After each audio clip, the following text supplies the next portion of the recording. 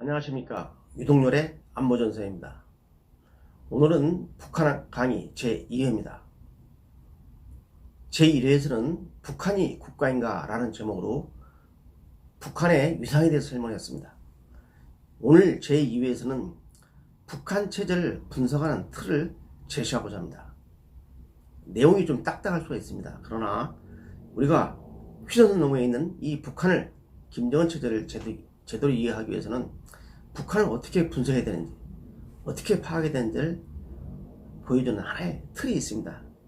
제가 현직 시절에 북한 문제를 전문적으로 다루는 우리 요원들한테 바로 북한 강의할 때 매우 강조하는 분야입니다. 자, 그러면 바로 시작하겠습니다. 여러분, 이 북한은 한마디로 말씀드리면 수령절대주의 포갑체제입니다. 그럼 이 힘이 어디서 나오느냐? 북한을 움직이는 통치 이념이 있습니다. 이게 바로 주체사상이고 나중에 선군사상이 추가가 됐습니다. 이 주체사상에서 혁명적 수령가라는 부분이 있습니다. 이 혁명적 수령가는 북한은 인민대중을 위해서 존재한다. 모든 정치, 경제, 행정이 인민대중을 위해서 존재한다고 하면서 인민대중이 잘 먹고 살기 위해서는 올바른 조직이 제대로 지도를 해야 된다. 바로 이 올바른 조직이 바로 조선노동당입니다. 그리고 이 조선노동당이 제대로 가동되기 위해서는 올바른 사람이 제대로 영도를 해야 된다. 그 올바른 사람이 누구냐? 바로 혁명의 뇌수라고 불리는 수령입니다. 과거에는 김일성이었고 김정일이었고 지금 현재는 바로 김정은입니다. 여러분, 이쪽에 도표를 좀 봐주시기 바랍니다. 이 도표를 먼저 설명하겠습니다.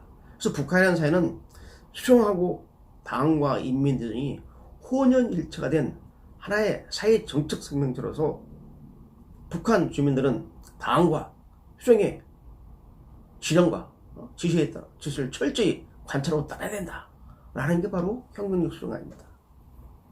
그래서 이제 북한 체제를 이해할 때는 북한의 정권기관인 입법, 사법, 행정부 어디 있나를 봐야 됩니다.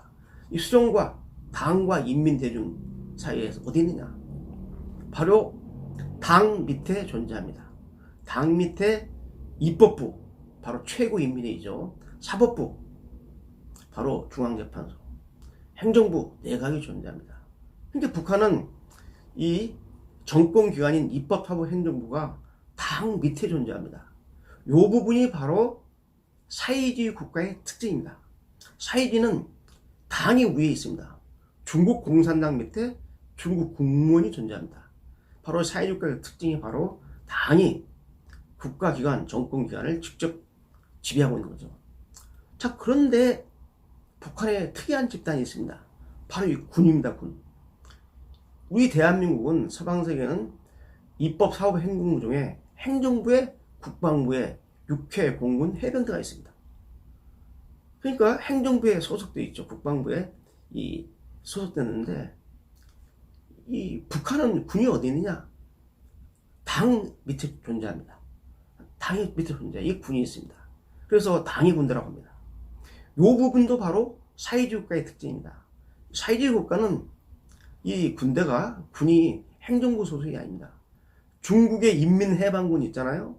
이거 중국 행정부인 국무원 소속이 아닙니다. 중국 공산당 소속입니다. 중국 공산당 당이 무력을 가지고 있어요. 그런데 이 북한은 이 군이 또 재밌는 게 당의 정치 사상적으로 지도를 받게 되어 있지만 지금 당과 거의 대등한 상태에 있습니다. 군이 바로 선군 정치, 김정일 시대에 소위 군을 최우선시한다는 선군 정치 시대에 군의 입장이 강화됐어요. 그래서 일부에서는 당이 세냐 군이 세냐를 놓고 뭐 선당 정치, 선군 정치를 따지는데 의미가 없습니다. 왜? 서방 세계와는 달리 당의 보수가 누굽니까? 통치임자가 당 위원장인 김정은 아닙니까? 군의 총책임자가 누굽니까? 북한의 국방위원장, 지금 현재는 국무위원장이자 북한군 최고사령관인 바로 김정은 아닙니까? 당과 군의 보수가 같은데 이게 뭐 선당이냐 군이냐 따질 필요가 없는 거죠. 만약에 우리나라 같이 국방부 장관의 힘이 세냐, 집권당 총재가 세냐, 이건 말이 좀 되는 거죠. 그럼 뭐 국정원장이 힘 세냐, 말이 되는 거죠. 그래서 북한에서는 안 됩니다. 그래서 김정은이가 어떤 문제가 발생했을 때 서로 당하고 군이 대립됐을 때 군 입장에 손들어 좀 군이 좀 센 거고 당 입장에 손들으면 당이 센 건데 북한에서는 당이 바로 군입니다. 왜? 북한 조선노동당 중앙위원회 중앙위원들 또 정치국 상무위원들이라든지 여기에 30% 이상이 다 현역 군인들입니다.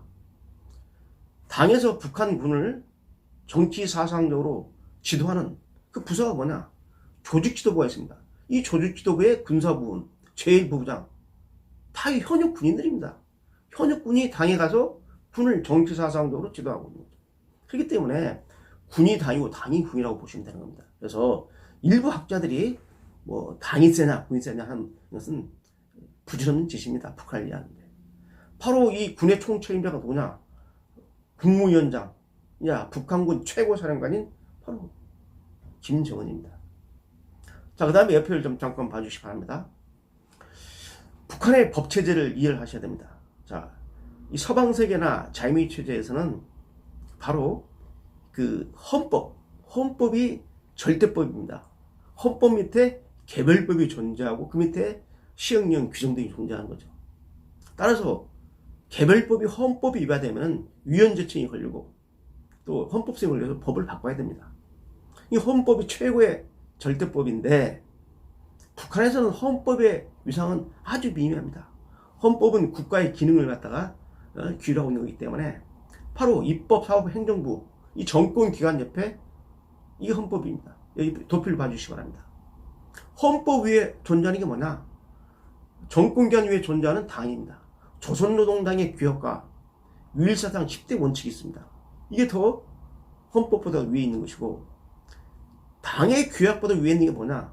바로 수령인. 이 도표 보세요. 수령이 교시입니다. 김일성 시대 때는 교시라고 했고 김정은 때는 장군님의 방침, 최고사령관의 방침, 장군님의 말씀 이게 바로 최고의 법규범입니다. 그래서 우리가 북한을 이해할 때 북한 헌법에 변호사를 또는 거주의적인 자유가 있다, 종교의 자유가 있다 이런 표현을 가지고 북한 체제를 이해하고 북한의 민사소송법, 형사소송법을 가지고 삼심을 한다? 정치법은요 무슨 변호인 조리가 어디 있습니까? 국가보위성에서 재판부에서 바로 집행해가지고 바로 그냥 총살하거나 아니면 특별 독재 대상국의 정치범 수용소인 관리소로 다 보내버립니다. 무슨 변호사가 있고 삼심이 있습니까? 그러니까 우리가 서방서기 같이 북한의 이 법체계만을 가지고 북한을 이해하려면 그건 완전히 아마추어적인 접근 방법입니다. 그래서 이 북한을 분석하는 이 틀을 수용과 당과 인민 대중에서 바로 여기 있는 이 정권기관 위에 군이 있고 이 시스템을 이해해야지 북한을 올바르게 이해할 수 있는 겁니다. 여러분 마지막으로 한 말씀 드리면 앞으로 이 북한의 강에서 북한 시스템에 대한 여러 가지 이제 강좌들이 지금 계속 나올 겁니다. 일례로 조금 재미가 없을 수 있고 딱딱하지만은 우리가 북한 체제를 비교적 정확하게 지켜보려면 이 북한을 바로는 이 틀이 필요한 것입니다. 오늘은 여기까지입니다. 감사합니다.